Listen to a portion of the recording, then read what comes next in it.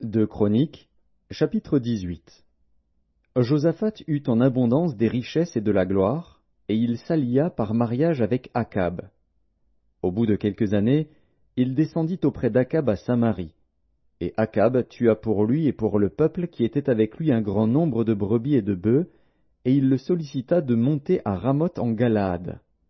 Akab, roi d'Israël, dit à Josaphat, roi de Juda, « Veux-tu venir avec moi à Ramoth en Galaad » Josaphat lui répondit, « Moi comme toi, et mon peuple comme ton peuple, nous irons l'attaquer avec toi. » Puis Josaphat dit au roi d'Israël, « Consulte maintenant, je te prie, la parole de l'Éternel. » Le roi d'Israël assembla les prophètes, au nombre de 400, et leur dit, « Irons-nous attaquer Ramoth en Galaad, ou dois-je y renoncer » Et ils répondirent, « Monte, et Dieu la livrera entre les mains du roi. » Mais Josaphat dit, « N'y a-t-il plus ici aucun prophète de l'Éternel par qui nous puissions le consulter » Le roi d'Israël répondit à Josaphat, « Il y a encore un homme par qui l'on pourrait consulter l'Éternel, mais je le hais, car il ne me prophétise rien de bon, il ne prophétise jamais que du mal.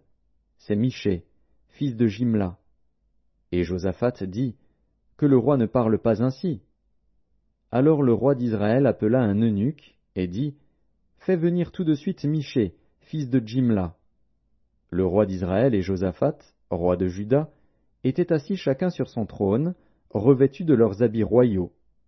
Ils étaient assis dans la place à l'entrée de la porte de Samarie, et tous les prophètes prophétisaient devant eux. Sédécias, fils de Kenaana, s'était fait des cornes de fer, et il dit, « Ainsi parle l'Éternel.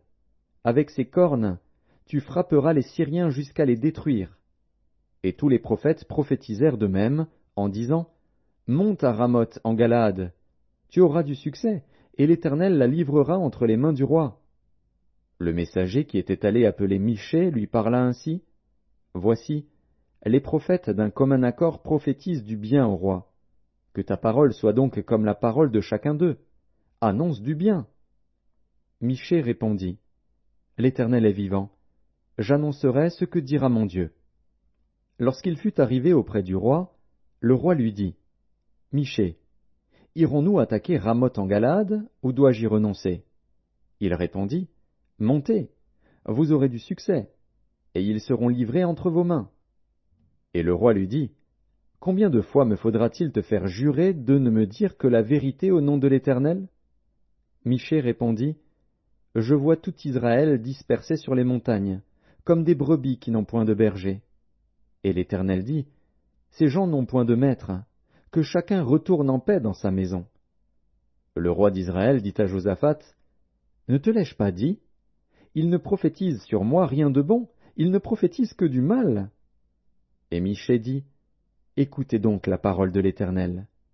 J'ai vu l'Éternel assis sur son trône, et toute l'armée des cieux se tenant à sa droite et à sa gauche. » Et l'Éternel dit, « Qui séduira Akab, roi d'Israël, pour qu'il monte à Ramoth en Galaad et qu'il y périsse » Ils répondirent l'un d'une manière, l'autre d'une autre.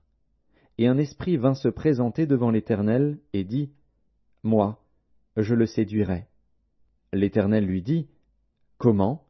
« Je sortirai, répondit-il, et je serai un esprit de mensonge dans la bouche de tous ces prophètes. » L'Éternel dit, « Tu le séduiras, et tu en viendras à bout.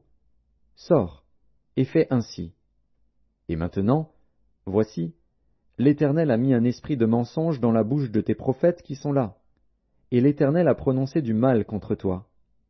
Alors Sédécias, fils de Kenaana, s'étant approché, frappa Michée sur la joue, et dit, « Par quel chemin l'Esprit de l'Éternel est-il sorti de moi pour te parler » Michée répondit, « Tu le verras au jour où tu iras de chambre en chambre pour te cacher. » Le roi d'Israël dit, « Prenez Michée et emmenez-le vers Amon, chef de la ville, et vers Joas, fils du roi. Vous direz, ainsi parle le roi, mettez cet homme en prison, et nourrissez-le du pain et de l'eau d'affliction, jusqu'à ce que je revienne en paix. » Et Michée dit, « Si tu reviens en paix, l'Éternel n'a point parlé par moi. » Il dit encore, « Vous tous, peuple, entendez. » Le roi d'Israël et Josaphat, roi de Juda, montèrent à Ramoth en Galade. Le roi d'Israël dit à Josaphat, « Je veux me déguiser pour aller au combat, mais toi, revêts-toi de tes habits. » Et le roi d'Israël se déguisa, et ils allèrent au combat.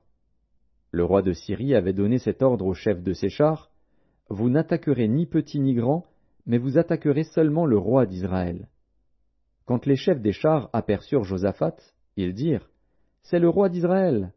Et ils l'entourèrent pour l'attaquer. Josaphat poussa un cri, et l'Éternel le secourut, et Dieu les écarta de lui. Les chefs des chars, voyant que ce n'était pas le roi d'Israël, s'éloignèrent de lui. Alors un homme tira de son arc au hasard, et frappa le roi d'Israël au défaut de la cuirasse. Le roi dit à celui qui dirigeait son char, « Tourne, et fais-moi sortir du champ de bataille, car je suis blessé. » Le combat devint acharné ce jour-là. Le roi d'Israël fut retenu dans son char, en face des Syriens, jusqu'au soir, et il mourut vers le coucher du soleil.